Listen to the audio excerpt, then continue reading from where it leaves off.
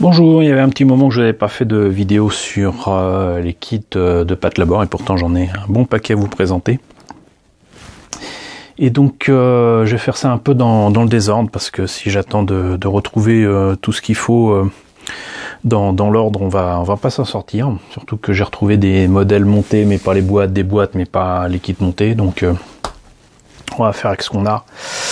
Je vais en profiter en plus pour vous montrer des kits plastiques, des kits soft vinyl, des kits résine de l'Ingram Special.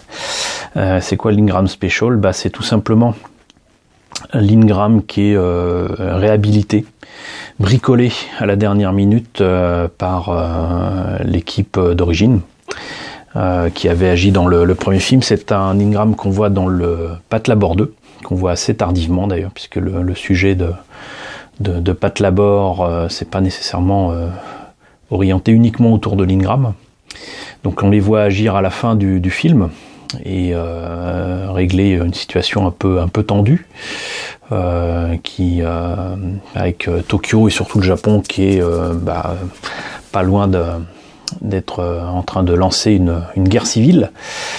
Les Ingram reprennent du service puisque les labors qui les avaient remplacés, qui étaient beaucoup plus modernes, ont été détruits par des terroristes qui sont d'anciens militaires japonais de la SDF, la Self Defense Force, et c'est pour ça que ces Ingram se retrouvent avec ici des pièces d'armure manquantes et remplacées par des trucs peut-être en tissu, en Kevlar, je ne sais pas, mais voilà, c'est remplacé comme ils peuvent.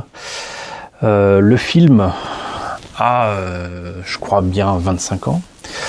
Le kit lui-même date de 93, donc on va partir du principe que le film date de 92 ou 93. Et la particularité par rapport au kit que je vous ai déjà présenté ou que je vais vous présenter, c'est que c'est bel et bien issu du kit de l'Ingram de base. Sauf qu'en plus d'avoir l'Ingram 1 et 2, on a aussi, donc l'Ingram 1 et 2, on a aussi l'Ingram 3. Et que bien évidemment on a les pièces qui permettent de faire cette version de l'Ingram Special, quoi. Et là donc on a ni plus ni moins que toutes les versions possibles d'Ingram possibles à faire là. Mais si vous voulez Ingram 1, 2 et 3 du film, il vous faudra prendre 3 fois la même boîte. Sachant qu'en plus toutes les options qui permettent de faire l'Ingram normal ne sont pas utilisées. Ça fait un paquet de pièces à mettre de côté, mais moi j'aime bien. Voilà. Donc ce kit date de 1993, est en plastique, est au 1/60e. Un 60e en fait c'est l'échelle de base notamment pour les petites voitures chez Majorette par exemple. Donc c'est pas du 1/72, c'est pas du 1/48, c'est entre les deux. Là, il y a une illustration qui me sera bien utile pour mes kits en soft vinyle et en résine qui manquent cruellement de documentation couleur. Pas toujours évident de savoir à quoi s'en tenir avec ce qu'il y a dans le film qui joue justement sur les teintes et les lumières, et donc du coup qui n'a pas forcément les teintes voulues pour le mecha. Comme je vous le disais, donc on peut faire la version de l'Ingram 1, 2, 3 et on peut faire l'Ingram 1, 2 et 3 normal. Voilà. Apparemment il y aura même le petit véhicule qu'il y a dans un kit que je vous ai déjà présenté si je ne me trompe pas. Et puis il n'y a rien d'autre à présenter si ce n'est qu'il y a l'illustration évidemment issu du film, j'imagine. Voilà. Et c'est donc la 9e maquette de cette collection. On va voir immédiatement ce qu'il y a à l'intérieur. Alors comme pour les précédents kits de Bandai au 1/60e que je vous ai présenté, ce qui est génial avec la notice, c'est que si on n'en a plus besoin, ça devient une petite affiche sympathique. Avec là effectivement l'image, l'illustration du deuxième film, où l'Ingram 1 est bel et bien mis en valeur. avec un personnage derrière avec ses lunettes rouges qui peut rappeler aussi une autre œuvre de Masamune Shirow, qui a réalisé les 2 films de Pat Labor, les 2 premiers du moins. C'est donc des yeux rouges qui peuvent rappeler Jinro et Kerberos Panzerkorps. Et voilà toute la fine équipe réunie ici avec de superbes dessins d'Akemi Takada, si mes souvenirs sont bons, et je vois que le film date de 1993, oui c'est bien ça. Donc ça c'est génial, j'aime bien, voilà, ça permet de réhabiliter, on va dire, aussi les notices de montage. Guerre de différence avec donc les notices que je vous ai déjà présentées, si ce n'est que certains détails changent encore une fois selon le choix que vous ferez de faire un ingram ou un autre. Donc là évidemment vous avez à la fois les comment dirais-je, les housses en tissu de base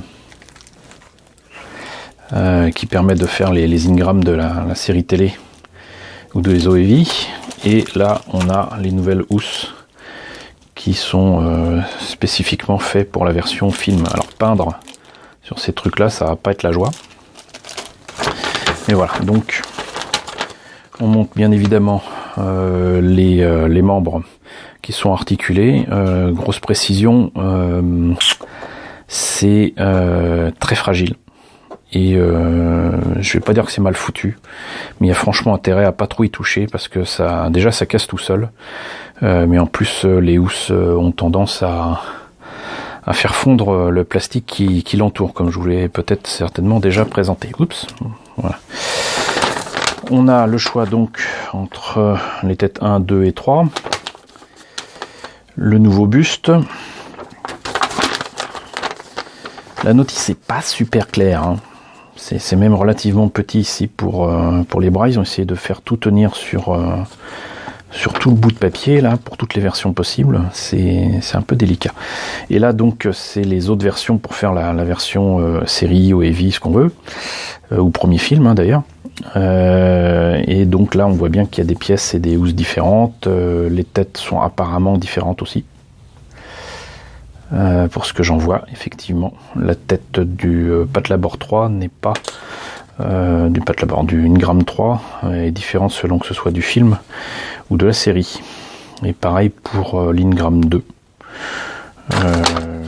J'en avais pas souvenir.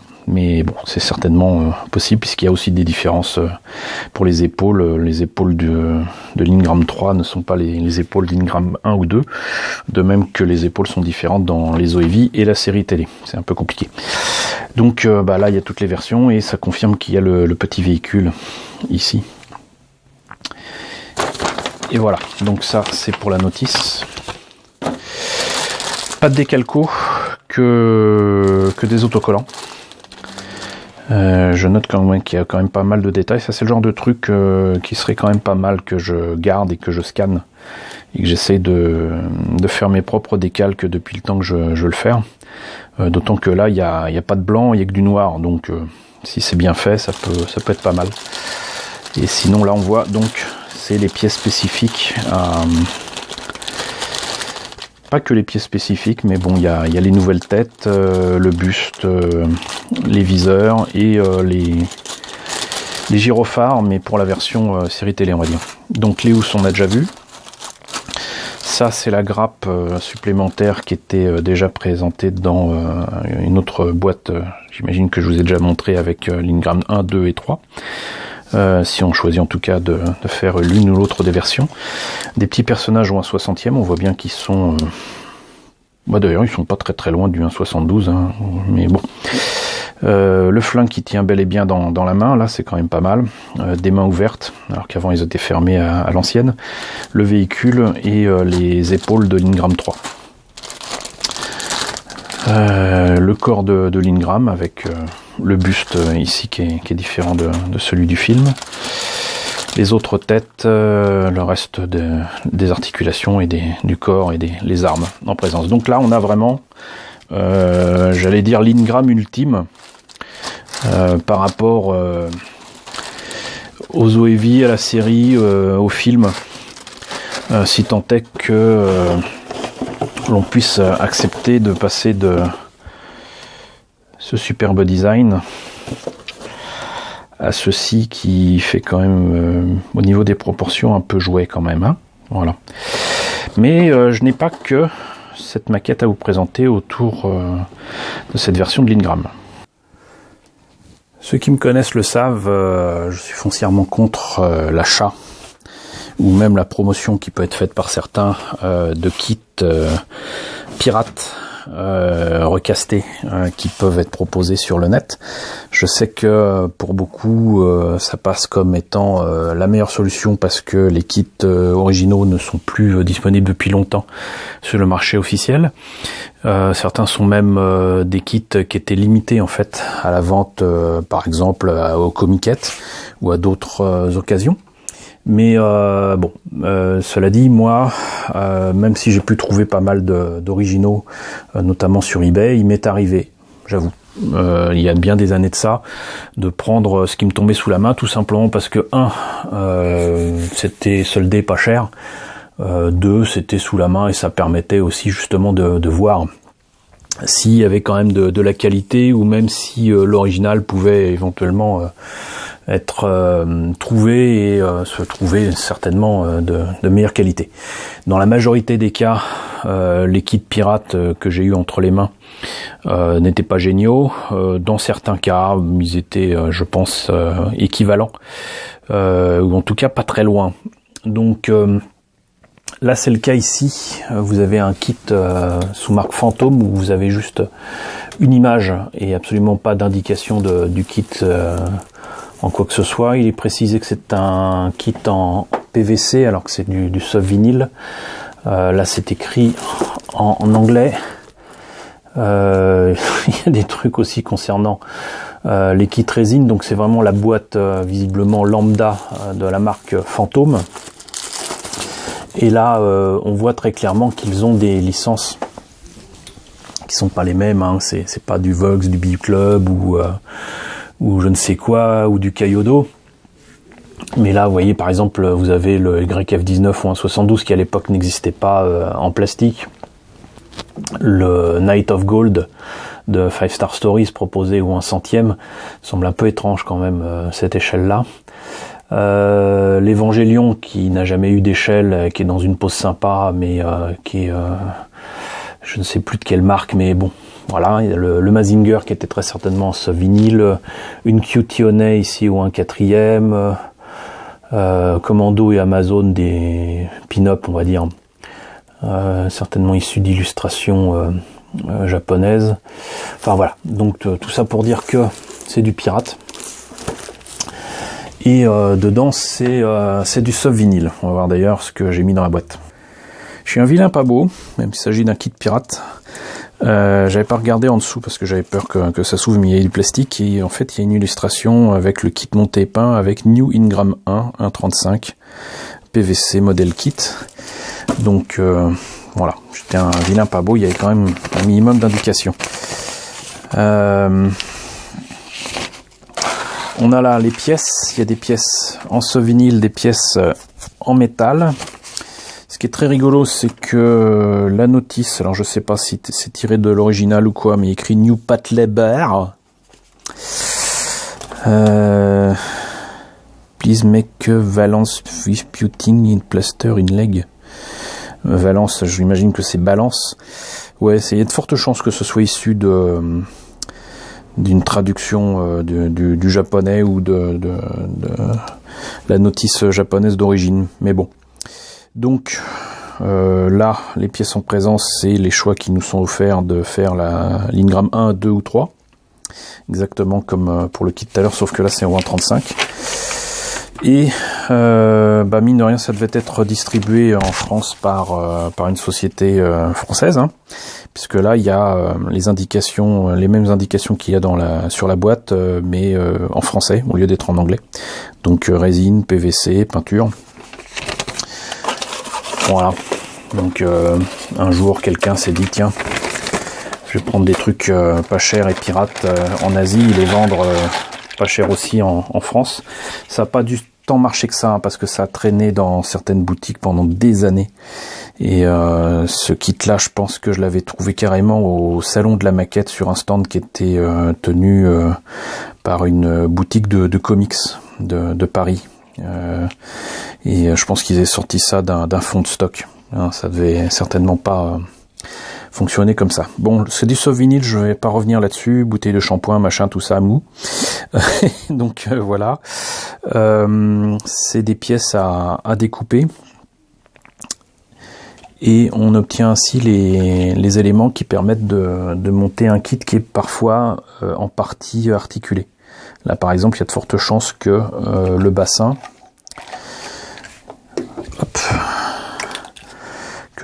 ici permette une articulation de base. La pose par contre est très clairement dynamique mais un peu figée. Et on a donc effectivement, pour ce que j'en vois, les choix entre les 3 têtes. 1, 2 et 3. Mais le soft vinyle me semble un peu mou. Voilà. Et sinon, en pièces métal, du coup, qui alourdissent singulièrement les bras, vous avez le flingue, qui est reproduit un peu, là j'en ai marre de vivre, il me semble un peu plat. Mais voilà. J'imagine, je crois qu'on dit que c'est un revolver, et non pas un pistolet. Et le bouclier, alors pour le coup là, il est super lourd.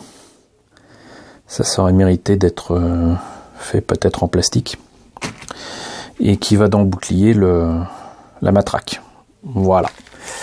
Donc vous avez ce kit là en soft vinyle. Je dois l'avoir aussi au 1,48 en résine, mais je crois pas l'avoir retrouvé pour l'instant. Mais j'ai un autre kit beaucoup plus impressionnant à vous montrer en résine, mais avant ça, je vais vous montrer des documents que j'ai réunis pour m'aider à faire la peinture. Parce que avec le peu d'informations qu'il y avait notamment sur ce kit là, et sur l'autre que je vais vous montrer, c'était pas évident de savoir comment s'y prendre pour les détails ou la peinture. Alors, première chose, évidemment, j'ai refeuilleté beaucoup de mes vieux magazines, notamment Hobby Japan, et là j'ai un Hobby Japan de 1994, mars 1994, qui était visiblement centré autour de la série de Gundam du moment qui était V-Gundam, Victory Gundam. Il y avait des choses autour des Mortar Head de 5 Star Stories, Creature Core, Air Combat, Demolition Man, je sais pas, il y a écrit Retourne aux amusements de Galactica. Mais bon, ce qui m'intéresse là, c'est que j'avais mis de côté donc ces pages-là pour justement m'aider à monter et peindre le kit que je vais vous présenter tout à l'heure. Et donc vous voyez, il y avait quand même quelques informations intéressantes, sauf que je n'ai vraiment pas la moindre idée de la façon dont je vais m'y prendre pour reproduire une espèce de plaque d'immatriculation qui a devant et derrière le bassin. Mais à l'occasion, il faudra que je vous reparle de ce genre de magazine. Il y avait des trucs vraiment très, très intéressants. C'est presque des catalogues payants, hein, mais il y a quand même des choses très, très intéressantes qui étaient montrées là, par exemple, pour les option parts, dont je vous parlerai bientôt aussi. Mais évidemment, ça a 23 ans, donc bon. C'est plus de l'archéologie qu'autre chose, parce que bon, les éléments qui sont indiqués, on risque pas de les retrouver. Sinon, j'avais retrouvé dans mes documents des artbooks, dont un qui avait mal vécu dans une cave concernant Patlabor 2, et beaucoup plus d'illustrations en noir et blanc que d'illustrations en couleur.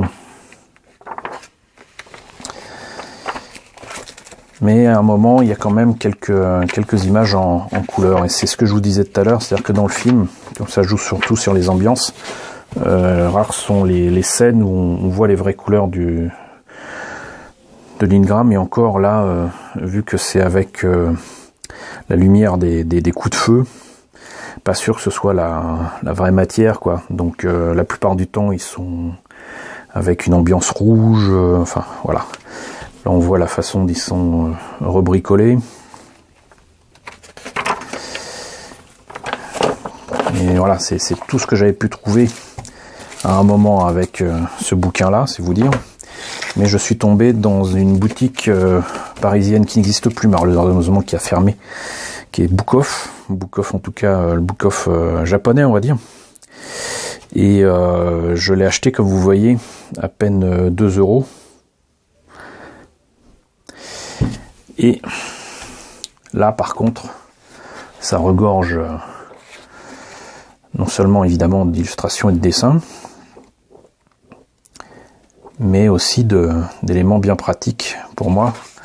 Notamment, vous voyez là les logos qu'il peut y avoir sur les casques, sur les vêtements, etc. Donc ça peut être intéressant pour moi. Ça, c'est un projet qui me tiendrait à cœur aussi de faire ce véhicule-là qu'on voit dans le début du film, une espèce de tank à 6 pattes. Et voilà. Non seulement j'avais donc effectivement un petit papier dedans avec une illustration, l'affiche officielle du film, mais là donc on a les ingrammes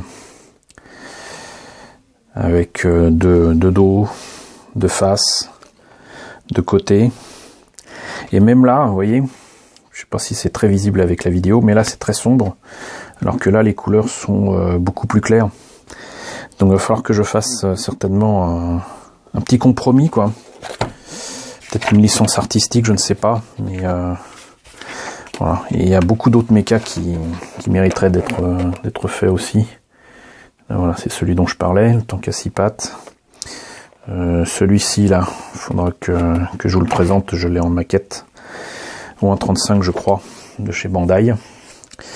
Et il y a Kotobukiya, je crois, qui avait sorti cet engin-là. Malheureusement, j'ai jamais pu mettre la main dessus, du moins à un prix qui me convenait. Donc, c'est un excellent bouquin avec tous les détails qu'il faut. Oui, c'est des espèces de matelas ou quoi.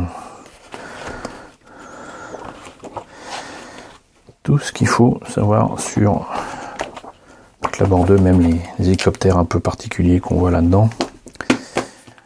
De la documentation intéressante. Alors du coup, pourquoi je vous ai présenté ces livres-là? Je vais vous montrer ça immédiatement. Alors je suis désolé, j'espérais vous le montrer de manière un peu plus pratique, mais à moins de mettre le trépied encore plus haut qu'il ne l'est déjà, je peux pas aller plus haut.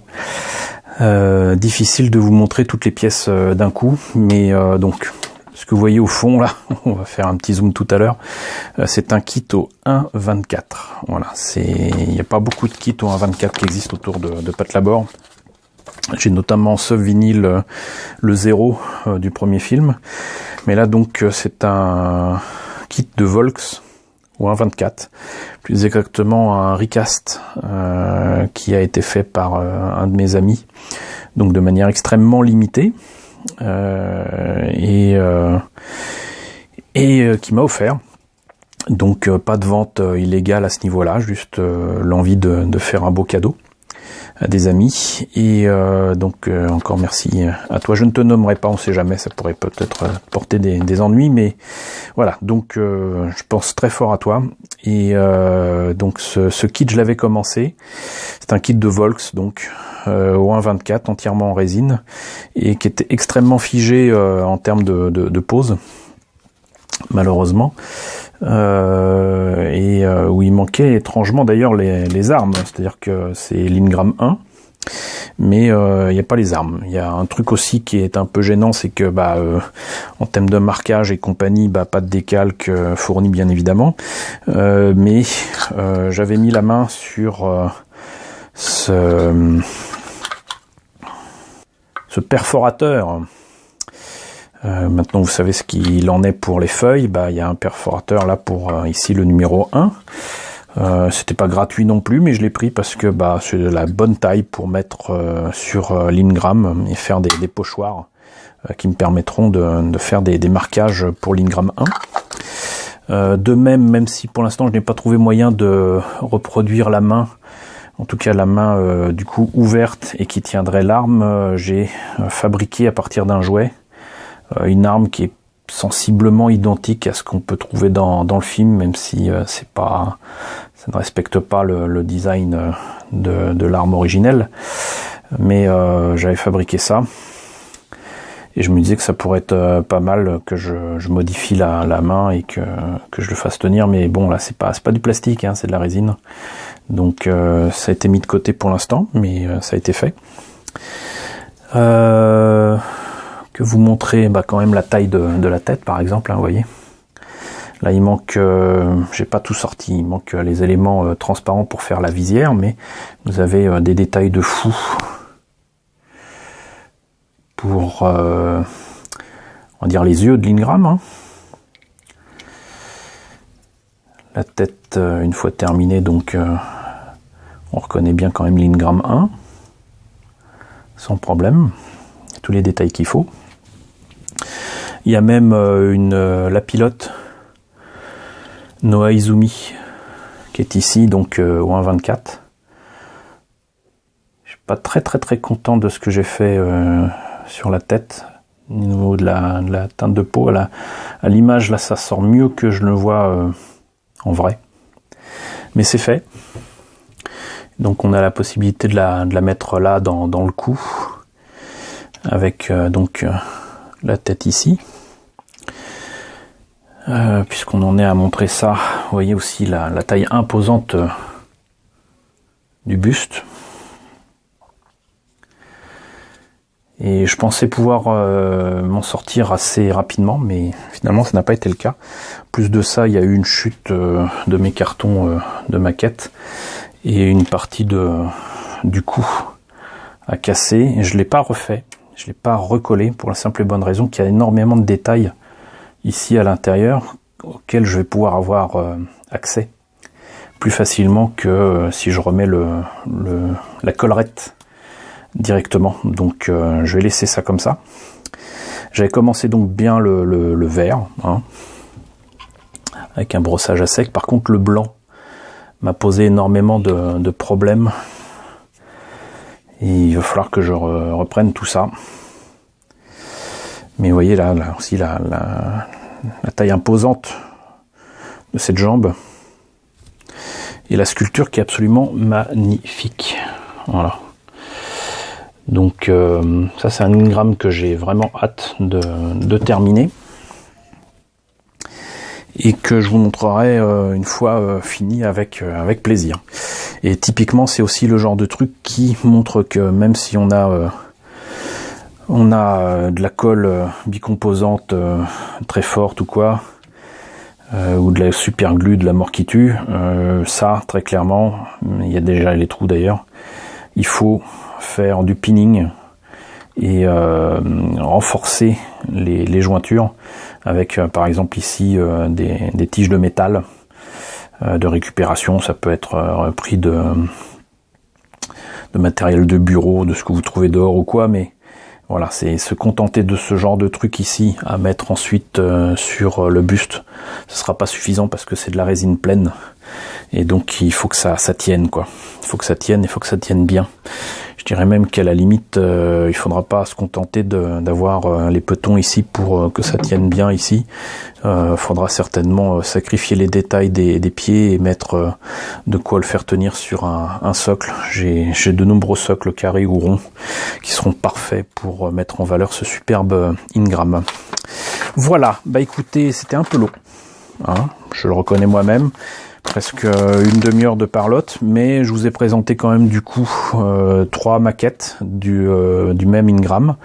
Et en fait, je m'en suis rappelé que maintenant, mais il s'agit du Reactive Armor. Voilà, c'est donc l'Ingram en Reactive Armor, issu du 2e film de Patlabor réalisé par Mamoru Oshii. Voilà, bah écoutez, j'espère que cette présentation vous aura intéressé. N'hésitez pas à me dire ce qu'il en est dans la section commentaires. N'hésitez pas à liker, n'hésitez pas à partager. Et surtout, n'hésitez pas à vous abonner si ce n'est pas déjà le cas. Et moi, je vous retrouve très bientôt pour de nouvelles vidéos, de très nombreuses vidéos autour des maquettes de Patlabor.